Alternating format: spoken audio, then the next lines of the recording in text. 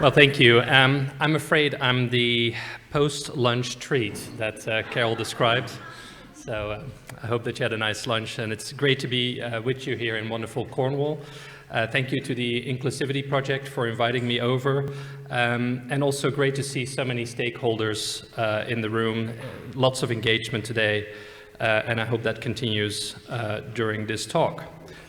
So just a little bit of context, I guess, about myself. As Emma described, my work is really around bringing evidence and data to public decision-making, and in the public sector particularly, related to the public good.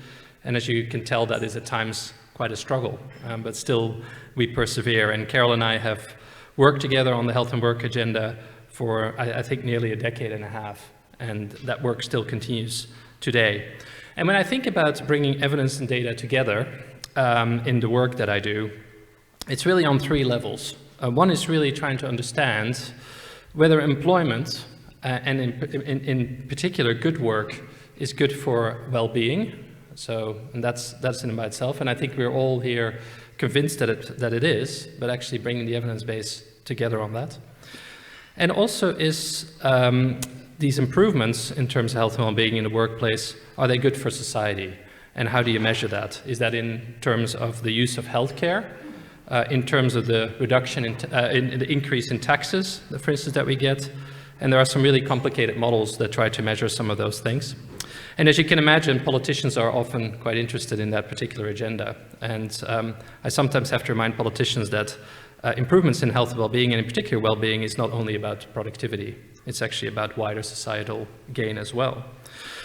A final point, and I guess I've spent a great deal of work on this, is also whether improvements in terms of health and well-being of employees or people in the workplace, or maintaining and gaining employment for individuals, leads to increased productivity in the workplace. This could relate to business outcomes, could relate to reduced sickness absence, or improvements in presenteeism. And on all three of these areas, even though we have been very positive today, there's still a lot of work to be done. Be it working with employee organizations or representatives, trying to understand what this agenda is about, with politicians, and the challenge I have, and Carol has as well, and many of you in the room, is that my politicians tend to change quite often and quickly. And the final point, and more importantly, is also making the case within employers and different types of employers. So my talk today, just to go back, is really about trying to understand what we know about health and well-being in SMEs and health and well-being programs in SMEs, understanding the challenge and evidence. And the way that I'll be talking about this is to highlight a couple of projects or a number of projects that I've been involved in and share some of the findings of those. But in terms of wider context, what I find often is that when I go see policymakers, and often policymakers or public sector organizations are funders of my work, or research councils, they often have quite a simplistic view of how health and well-being in the workplace works, and also how it leads to outcomes. And that's often on the basis of something quite simple, is that the case studies that we often have and collect are typically collected in relatively large employers and organizations. So I hear a lot about Rolls-Royce, BT, BP, big names, Tesco, and so on. In fact, the simple reality is, as we all know, and particularly was documented here in Cornwall, is that the majority of people work, in fact, for SMEs. And we know much less about SMEs. So if you focus on those case studies that we collect, we often might get the wrong picture, or might get a sense that the challenges that we face or the opportunities that we have are a bit different from what we thought they may be. And also, I guess, what we know from, particularly when we were listening to Carol's talk, is that SMEs also, much less likely to invest in health and well-being programs or adopt inclusivity agendas compared to larger employers. I don't want to generalize, but that's sort of the picture that the data will tell us. And I guess it also highlights that our knowledge about SMEs is actually relatively basic. I mean, we're all listening to Kim this morning about his own membership, and he was like, well, actually, I don't really know which sectors they work in. I mean, that is quite a common perception in many cases. And it's complicated because, of course, there's a lot of turnover in that sector, lots of new entrants, and as I mentioned, different sectors at work. So when I was talking to policymakers, and I'm taking you, this shows you a little bit of, I'm aging too, hence I'm wearing these reading glasses now, and I have to take you back to the coalition government, if you remember what that was, and maybe for some in the room that seems like a distant past, and it is indeed, several governments ago, when the Lib Dems were in power together with the Conservatives. But I was tasked by Norman Lamb and David Freud to look at a number of policy problems. And one of them, I guess, one of the questions that Norman Lamb asked me is this, like, look, we as DWP and, you know, the government are putting a lot of information out there about, you know, how good, you know, about the importance of investment in health and well-being and different agendas, but there's almost little engagement with that data and so on. And even more, it is almost no evidence of behavior change or changes within organizations. So what can we do about this? And this led to some thinking that we developed together, and together at some point we came up with something called a well-being premium. So what would happen if you were to incentivize employers, in particular SMEs, or exclusively SMEs, with a financial incentive, with some support, and what would that do within the SME community? So that's what I want to talk to you about today. So I'm going to provide you with an overview of some of the evidence, and don't get too hung up about the willingness to pay in the first bullet. So what is SME's willingness to pay to better health and well-being, for better health and well-being, and what are the trade-offs? So what does it take almost for an SME to invest in health and well-being, and what are the trade-offs they are considering? So that's the first piece of information I'm going to share with you. The second one is, again, what I was talking to you about in terms of the financial incentives. So do financial incentives, when we provide them, so we heard about some of the subsidies, that I think it was in Carol's slide deck, about the subsidies that DWP is considering for SMEs and employers to take up occupational health provision. Now, do some of those financial incentives work to get SMEs to do more around health and well-being, and in what way? So that's another interesting question. And then finally, I want to talk to you about another area of England, namely the Midlands, and about the mental health productivity pilot work that they've been doing there. And I hope that some of you have heard about this work, but I will give you a little bit more detail about that. So that's what I'm talking about today. So first, willingness to pay. And so I'll give you a quick introduction about what the project was about. So if you're not a researcher, or if you're not into the technical aspects of the research, don't worry. I'll hopefully try to present this in a relatively simple way. Don't get too hung up about how exactly the research was done. Hopefully the findings will be more important. So this was a research project for DWP around the willingness to pay. So what we did was quantitative telephone surveys with about 500 SME employers in Great Britain, and we couldn't include Northern Ireland. There's some politics around that I won't bore you with, of at least 10 employees. So we're not looking at micro businesses here. 30 in-depth qualitative interviews, and what we did was a discrete choice modeling experiment embedded within the survey. And I will explain to you exactly what a discrete choice experiment is.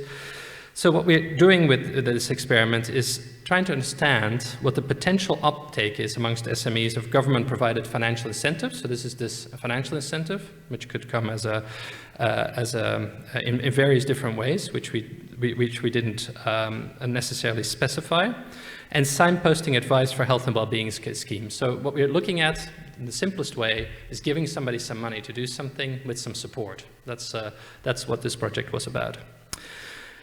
And so, what are the sort of things that we asked SMEs to consider in this experiment? And you might tell me, look, you looked at the wrong things, and that's fine, and we can have that discussion afterwards. But first of all, we asked them about the type of program that they would like to have. So is this a universal program across all of their employees, or is this more targeted on a group of employees that have, for instance, chronic health conditions, or for instance, perhaps disabled groups that they have within their workplaces. Now keep in mind, these are quite small workplaces typically. So then the type of support that they would like, don't worry if you cannot read this. I mean, I can't read it myself really, and I'm wearing glasses. So the type of support that they would like, so whether this is online or in person, right? So do you prefer to get the support online or in person? Then the type of financial incentive that you would that you get. So in one case, we considered the baseline no financial support. So 25% of costs, 50% of costs, 75% of costs, or do you want the whole thing, right? Reimbursed. Also when you get paid, do you want to get paid up front? So many SMEs obviously live month to month, right? So maybe the upfront payment is actually quite attractive to them rather than getting something at the end. So the upfront payment I think was something like 30% or so, and then otherwise the payment would be all the way at the end. And then administration, we hear a lot about the burden of all the different things. So if we reduce the burden on these SMEs, are they more likely to engage? So for instance, just a proof of purchase is sufficient, all the way up to actually putting a monitoring and evaluation framework in place. So that's quite a big administrative burden, try to keep track of outcomes and so on. And then a couple of stages in between, which I won't bore you with. So for instance, you would have to apply for funding or, you know, all of these terrible things that we make SMEs do for relatively small pots of money. So those are the attributes that we asked them to consider. And you might say, well, look, these are quite a lot of things that you're asking SMEs about, right? And you're right. So what we do within an experiment like this, we just give hypothetical scenarios. So we ask SMEs to do a couple of trade-offs between some of these characteristics, but not all of them.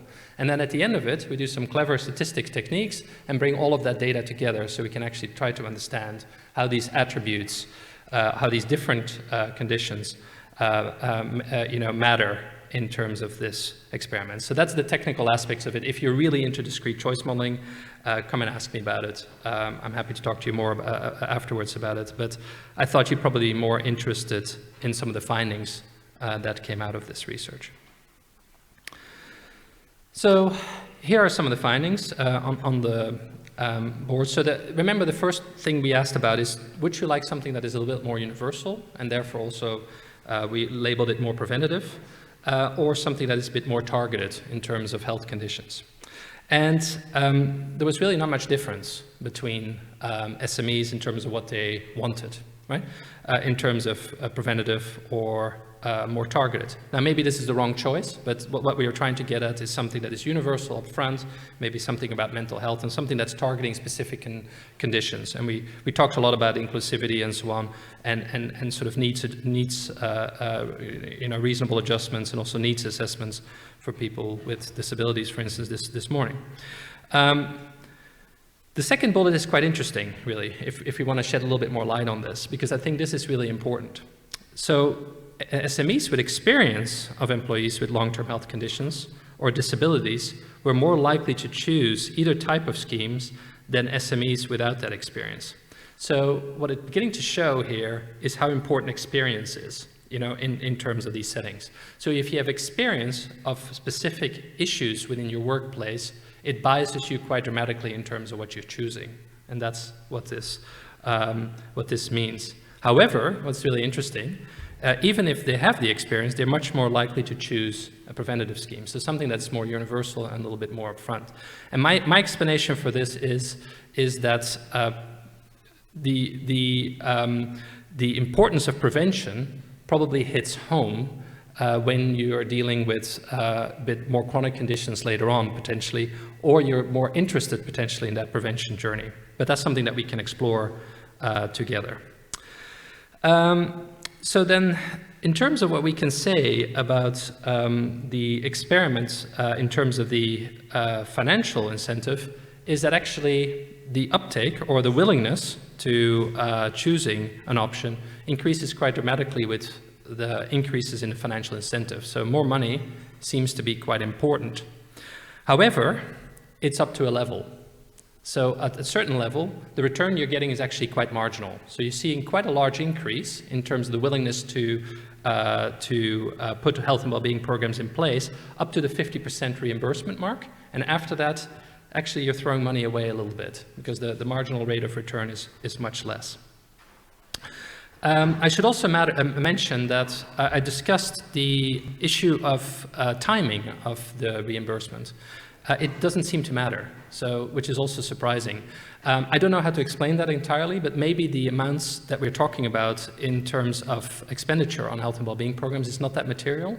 So maybe we're overstating that. And I think Carol would make the argument often that some of these investments are relatively inexpensive, but others might argue differently. So it doesn't seem to matter when this reimbursement occurs. So the upfront payment doesn't seem to matter that much. So there were some other attributes that we need to cover. So I spoke about this supplementary advice, personal, online. Again, our expectation was that people would like to have more personal advice, but online seems to be fine. So, which is interesting from this experiment. So that is important.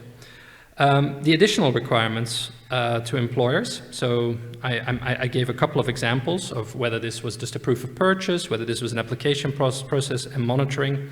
It didn't come out in the experiment at all. So the administrative burden didn't seem to have a statistically significant impact in terms of the willingness to choose. However, this was something that did come out in the qualitative interviews quite strongly. In terms of the SMEs did feel that, for instance, the administrative requirements that a scheme like this puts in place has to be proportional to the funding. So if we're talking about relatively small amounts, don't make me fill out tons of paperwork. So my sense is that, overall, obviously SMEs would prefer a lower administrative burden, but it's not something that we found conclusively in this experiment. So in terms of recommendation, as I guess, coming out of this piece of work around financial support is that I guess the finding is that if you have a pot of money which you can distribute and try to incentivize SMEs to do something, whatever agenda it is, but in this case the provision of health and well-being programs, probably the way to go is, in this case, go up to 50% of reimbursement, so don't cover the whole amount, and then have more coverage. So just try to reach more SMEs at a lower level. However, I think that taking the other findings into account, this level still has to be meaningful to them, right? Because otherwise, obviously you won't have that effect. And also the supplementary advice, I mean, the aspect of engagement, is it really, really important? So there's a question here, and I'll try to answer it in the second study, about whether the engagement in and by itself is what's driving behavior change or is driving uptake. And so the supplementary advice in the form of a needs assessment and signposting and so on is really, really important. Whether that happens online or not is less important, but there has to be some sort of structured engagement. And that is also important. So just putting a bit of information on a website and expecting people to get on with it, is probably not going to do it. And well, to be honest, all the evidence shows that it will not make that big a difference. So I hope you're still with me. People might be looking forward to a siesta later on, but I'm sad to say we have to go to the West Midlands now and talk a little bit more about financial incentives. So for some of you with a memory of what happened in the West Midlands, and I don't expect you to know the history of what happened there, but the West Midlands Combined Authority became very interested in mental health, and they put together a mental health commission which was chaired by Norman Lamb. Carol also sat on the mental health commission. They established that the West Midlands were losing about £12.5 billion related to productivity loss related to poor mental health. And they also established that about 13% of HR managers within the West Midlands thought that they had an effective well-being strategy. So they felt that this was a real opportunity to do something.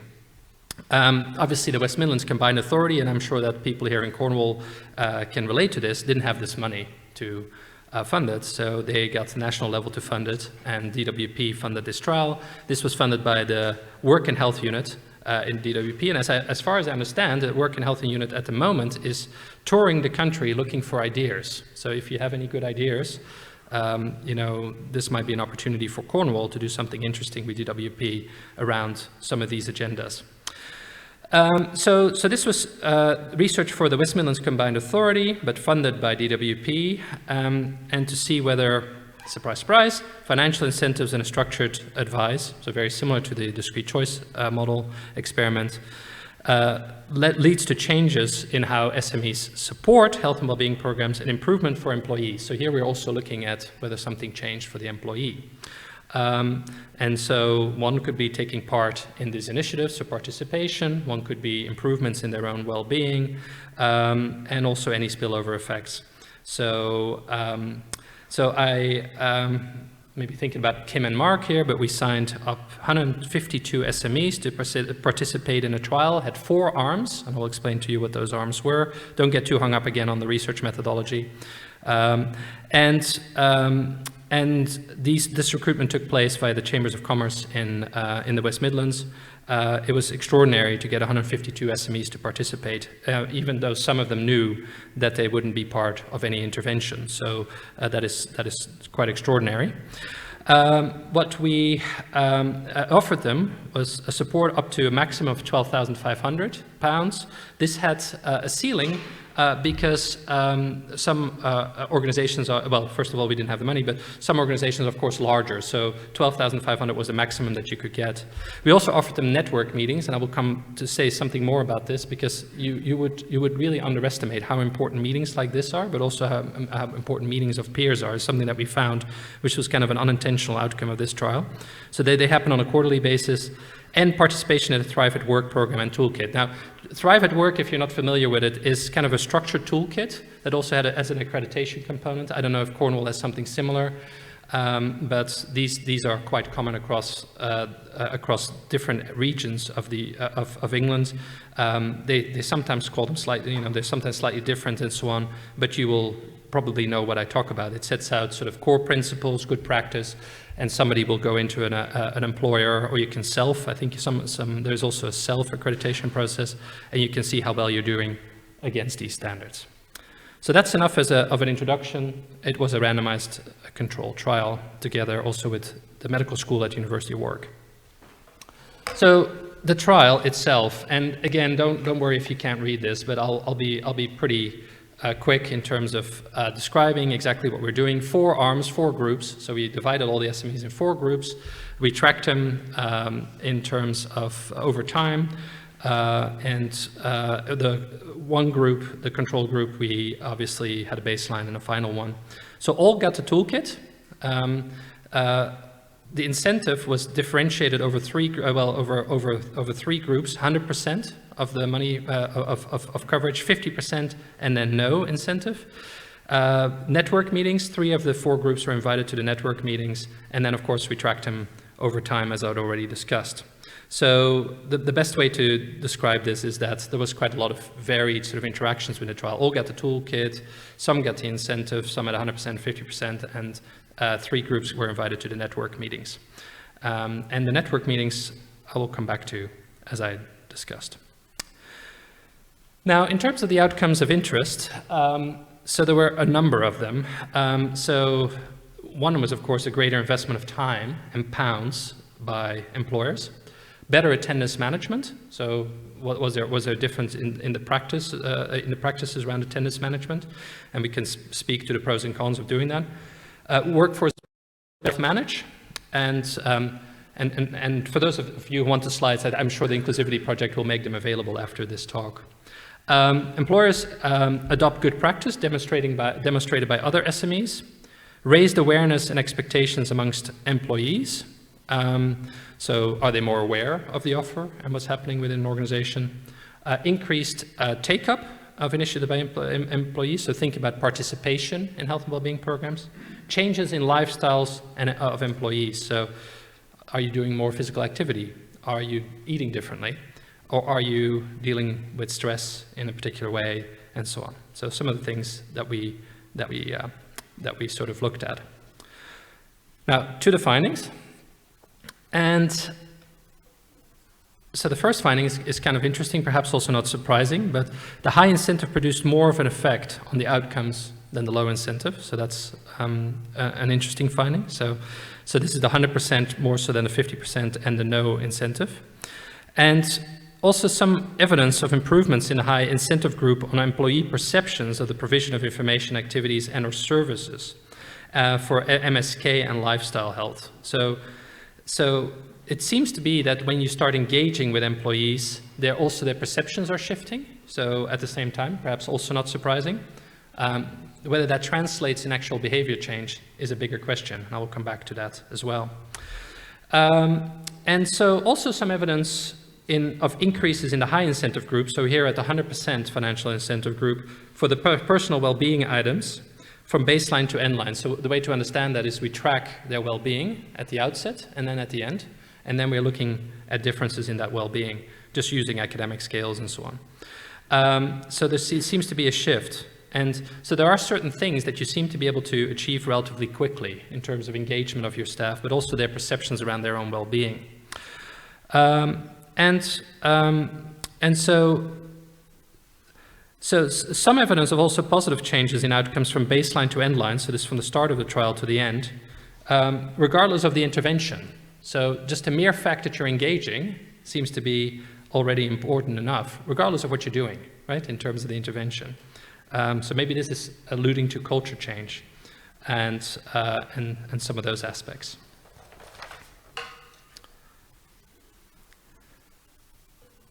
And surprise, surprise, what we also found is there's a tough nut to crack within all of this. So you do all of these things and you pay out a considerable amount of money, you still are seeing quite weak evidence of employee behavior change. And why is this? Is this because perhaps the trial didn't run long enough? We didn't have enough time to actually assess some of these things? Or is this just really a high threshold to meet in terms of seeing some of those behavior change? The one area where we did see some change, and Tony might be interested in this, is that in the high incentive group, those individuals made more of a conscious effort to improve their MSK health. And my sense is this is because a lot of the interventions probably focused particularly on MSK or early access to physiotherapy and what have you. Now there's a technical thing that I'll conclude with, but you might say, well, look, Chris, you guys were all over these SMEs and you're grouping them together, the chambers of commerce, you were doing all kinds of stuff with them and what have you. So you were influencing clearly what they were doing, and that's as such you were getting all these positive results. So we had this checked also statistically, and we didn't see any form of effect from us being involved in the trial or this being a researcher-led trial as well. So some wider observation is that do not underestimate how much of a time commitment this is for SMEs and how important that is. Most of them expected much less time commitment in terms of engaging with Thrive at work and with things that they had to do. So what we also found is that even though all the employees were telling us they wanted to do more and they wanted to have different workplaces, getting to participate was really, really rather difficult, and therefore their participation levels remained relatively low. And why is that? What we also see, for instance, in another project that I'm involved with, Britain's Healthiest Workplace, is that typically 8% of staff that we survey participate in any health and well-being program. So it's very, very low. If you have an employee assistance program, typically the numbers will be between 1% and 3%. So you have very low participation in some of these things. So that remains a big challenge. So the toolkit, I won't talk about this. Obviously, when you engage SMEs on something you're doing like a toolkit, over time, they get more conscious of this, and that has improved their understanding. And the final thing is, how important is this financial incentive? So here I am cooking up this financial incentive with Norma Lamb and all these, and putting all this effort in. And in fact, many employers emphasized that the opportunity to receive a grant had not really been a central part of their thinking. They just really liked engaging with the process as much. And part of their motivation was to sign up to the toolkit. And the money of the grant was low any case. So maybe it doesn't matter as much as we think. Although, again, the evidence in the trial suggests that the high incentive group, so if you get it a little bit higher, you get their attention. And then finally, is something that we hadn't really intended, is that we put an intervention in place that we were not even aware of. Just bringing the SMEs together on a quarterly basis in a room together produced its own effect in terms of these quarterly meetings. Participation was extremely high. There was a lot of interaction, lots of engagement, and it did decline towards the end, after I think the 4th or 5th meeting and so on. So maybe there's a critical mass in terms of the meetings that people can tolerate before they switch off again. So I'm leaving the West Midlands, and now I'm going to cover the whole of the Midlands. So hopefully you still have a little oomph left, and we'll stop maybe for some Q&A. But I'll be relatively brief here because I've been talking for a long time. I will tell you briefly what the mental health productivity pilot is, and then I will tell you what the lessons are. So the mental health productivity pilot supports employers across the Midlands Engine region. So this is a LEP link as well to understand the link between mental health and productivity. It promotes employees' engagement with a package of impactful resources. This is not my language. And the resources are free of charge. So this is all free. And employers can access them via multiple routes. And you say, how is this all free? Well, you know what?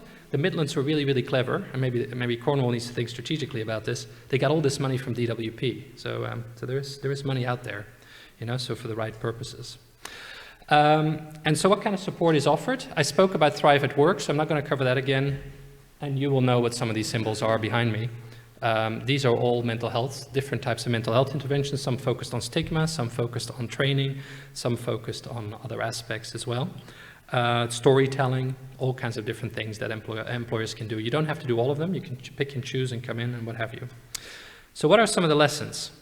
And here are also perhaps some lessons for Cornwall and hopefully for some programs that you might be running.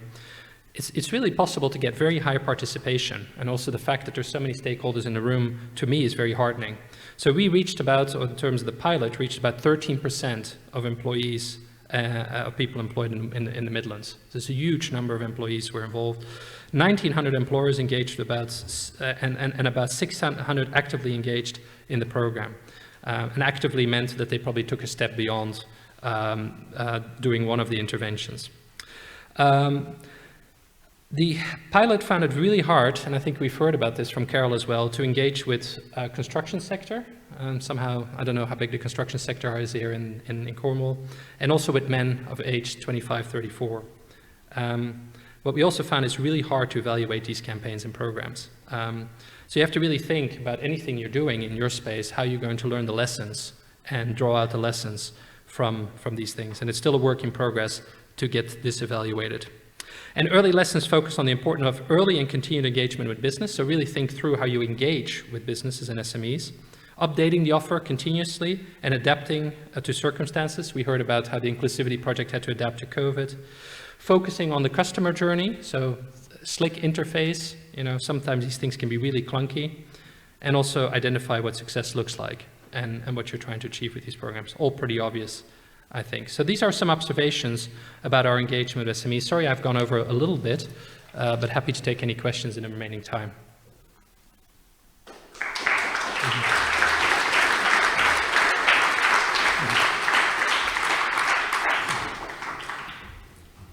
I think Tigger over there. That was a way of saying thanks. Oh. Thanks. Thanks, Tigger. Anyone else? Stunned silence? Emma.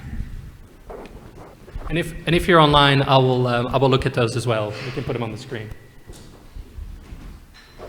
Thanks, Chris. That was really fascinating. I wondered if you could say anything about how the perception or how the results for SMEs differ from those from the larger corporations and organisations. I mean, we talk about the difference between SMEs and larger groups mainly on the basis of the resources available and the amount that companies are able to invest.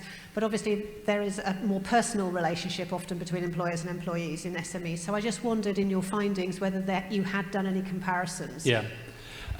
So I guess it's always difficult to compare different data sets, as you know, Emma. So if I look at the results of Britain's Healthiest Workplace, there's a huge difference in the performance of even large employers across in this area.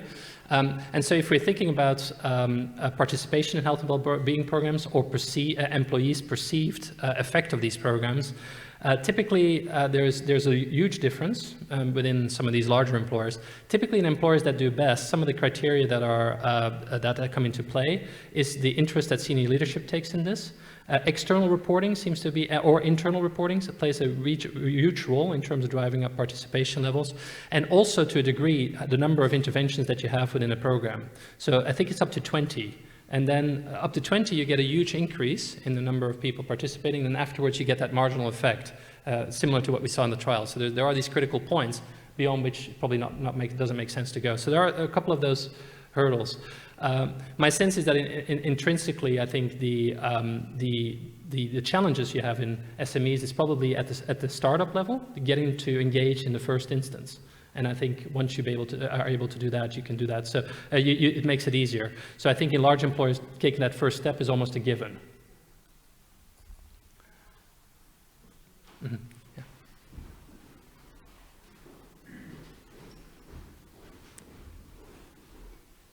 Thank you. Anne van der Meulen from the Federation of Small Businesses.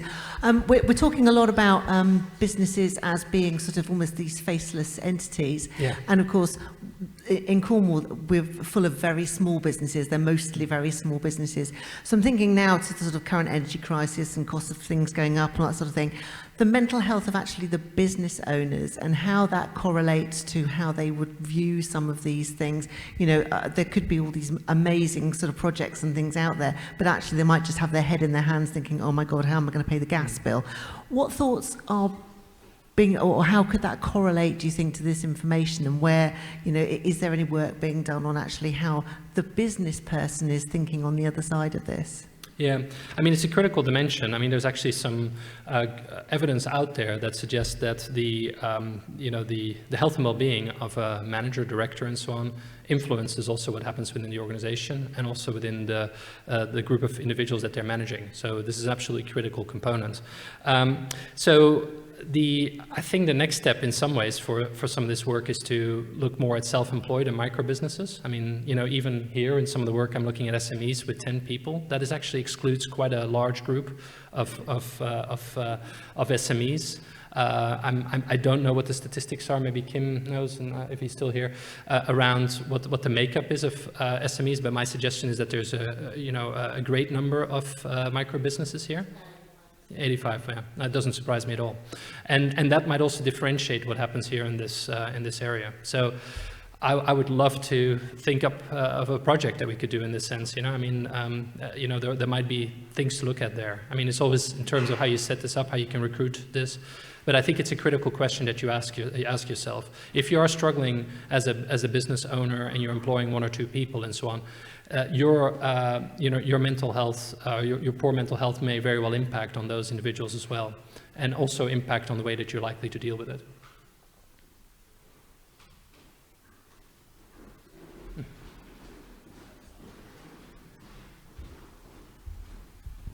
Thank you. That's very interesting. I'm Ruth from the Smart Working Revolution.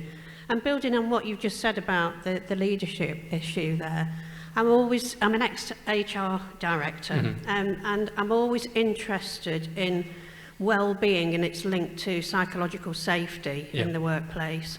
And I think that people need to feel comfortable in their work. They need to be able to innovate and sometimes fail and it be okay.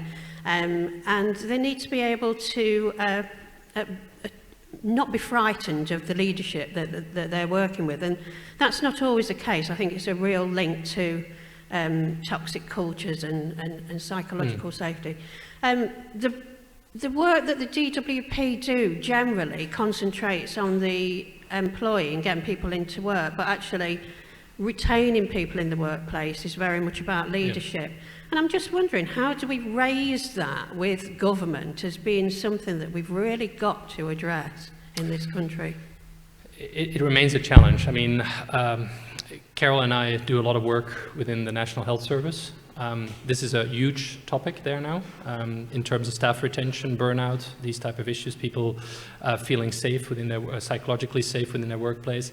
There's still a culture of bullying at times within this workplace. To take that step you know, within a situation like, within a context like that, is really tricky still. So I think you're right. I think there is still a step to take for government in some of these, in some of this thinking. Having said that,